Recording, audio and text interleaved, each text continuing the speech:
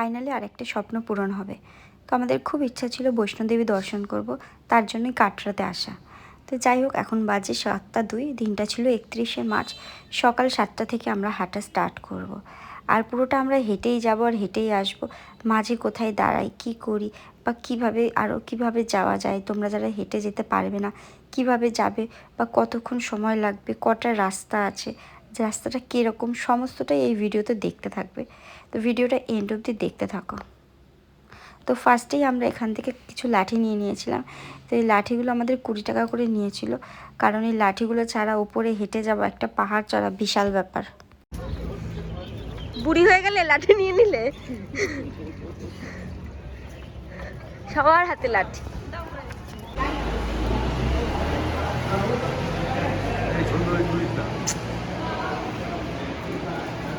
তো ফার্স্টেই আমরা যেটা করলাম, আমাদের আইডেন্টি প্রুফটা এখানে সাবমিট করলাম, কারণ এটা ইম্পর্ট্যান্ট, এটা সবাইকেই করতে হয়।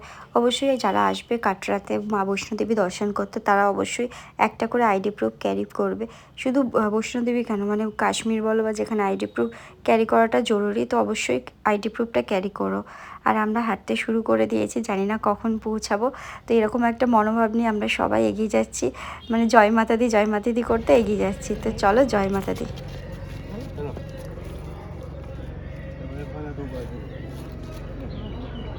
ঠিক আছে, এরাও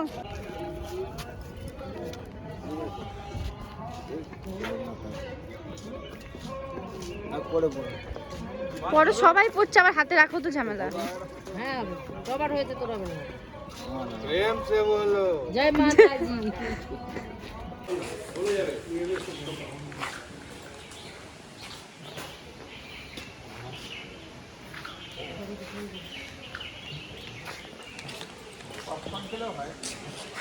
কত বাকি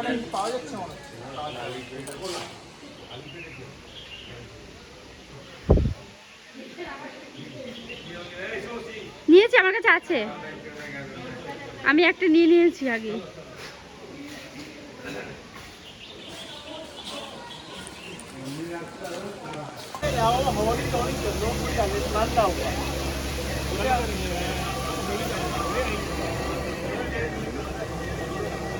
আর যেহেতু পুরোটাই পাহাড়ি রাস্তা কি পুরোটাই পাহাড়, তো এখানে কিন্তু নো সিগন্যাল ছিল পুরোটাই।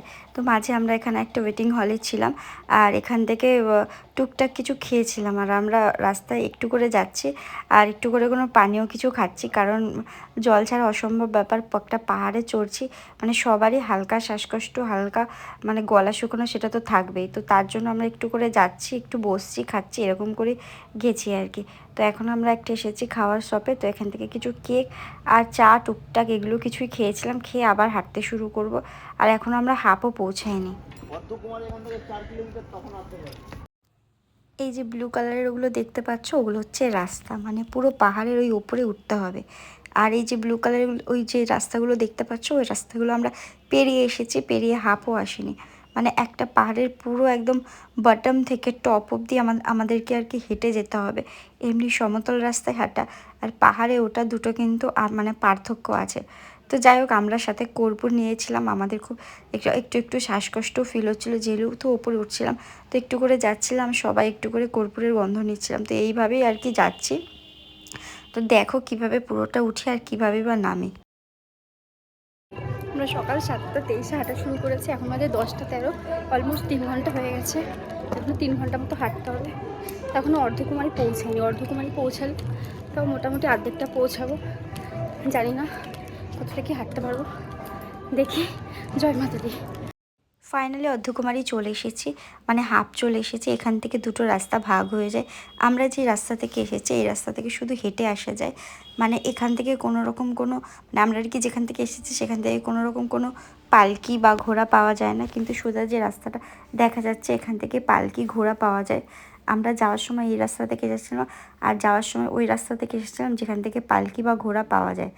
তো ওইভাবেই এসেছিলাম আর কি। ওই রাস্তাটা একটু বেশি খাড়া, আর আমরা যেটা এসেছিলাম এটা অতটা খাড়া না, কিন্তু সময়টা বেশি লাগে। আর দেখো আমরা কতটা পৌঁছে গেছি, বাট এখনও কতটা পৌঁছানো বাকি। আর সবাই এরকম আসছি, আর মানে আমরা প্রত্যেকে যারা আসছি তাদের হাত মুখ পা দেখছি আর জিজ্ঞেস করছি এখনও কত দূর মানে এরকম আর কি। তো দেখো কিভাবে পৌঁছায়, দেখে মনে হচ্ছে একটুখানি এক্ষুনি পৌঁছে যাব, কিন্তু রাস্তা এখনও অনেক বাকি। আমার মতো হাউসওয়াইফ যারা বাড়িতে শুয়ে বসে থাকি সেরকমভাবে হাঁটা চলা পড়ে না, সে যে পুরো পাহাড় চড়ে মা বৈষ্ণোদেবী দর্শন করতে পারবো সেটা কোনো দিন কল্পনা করতে পারিনি। তো যাই হোক, আমি এটাই ভেবেছিলাম ওঠার সময় যে যত দূর পারবো হাঁটবো, বাকি সময় বসে থাকবো, ওরা যখন রিটার্ন করবে তখন ওদের সাথে ফিরবো। তো যাই হোক, তাও জয় মাতাজি করতে করতে আমরা পৌঁছে গেছি। যখন পৌঁছাই তখন বাজে দুপুর 1টা। 7টায় হাঁটা শুরু করেছি আর 1টায় গিয়ে পৌঁছেছি, মানে আমাদের সময় লেগেছে 6 ঘন্টা। আসার সময় কম লেগেছিল, তো আসার সময় কতটা লাগে সময় সেটাও দেখতে পারবে।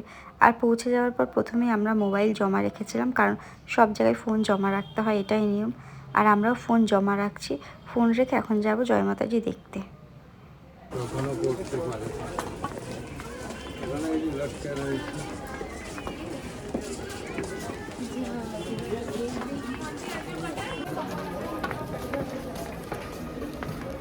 ফাইনালি মাতাজির দর্শন পেয়ে গেছি। মাতাজির দর্শন করার পর আমরা আবার হাঁটতে শুরু করেছি, তখন বাজে 6টা। আর এখন আমরা যাব অন্য পথ দিয়ে, মানে অর্ধকুমারী থেকে রাস্তা আর কি দুটো ভাগ হয়ে যায়। একটা রাস্তা যায় যেটাতে সময় কম লাগে, ওটা থেকে ঘোড়া যায়, পালকি যায়, ওই রাস্তাটা একটু খাড়া, ওটাতে সময় কম লাগে। আর আরেকটা রাস্তা আছে যেটা একটু ঘুরে যায়, ওটাতে একটু সময় বেশি লাগে। তো আমরা আসার সময় সমতল রাস্তাটা, সমতল নয় বাট যেটাতে সময় বেশি লাগে, ঘোড়া যায় না, পালকি যায় না, ওই রাস্তা থেকে এসেছিলাম। আর এখন আমরা যাচ্ছি হলো ওই ঘোড়া যায় পালকি যায় ওই রাস্তাটা থেকে। আর পা হাত পা এত ব্যথা হয়ে গেছে যে আমরা একটা ম্যাসাজ সেন্টারে এসেছিলাম ম্যাসাজ নিতে। এখানে 15 মিনিট মতো ম্যাসাজ করেছিলাম আর আমাদের নিয়েছিল 50 টাকা করে।